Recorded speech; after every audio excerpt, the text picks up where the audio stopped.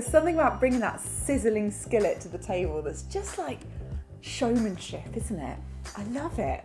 You hear uni and you think pizza, and yes, we use our uni a heck of a lot for pizza. However, I've been putting a few of the skillet recipes to the test.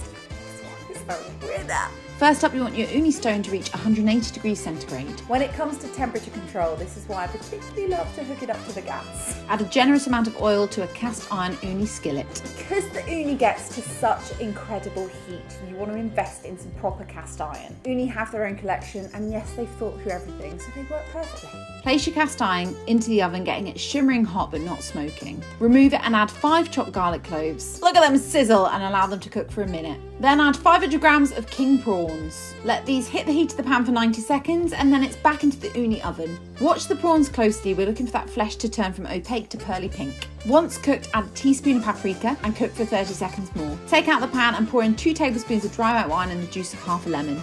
Finish off with fresh parsley and serve straight away. If you've tried any non-pizza recipes in your uni, I want to hear about it. I want to try more.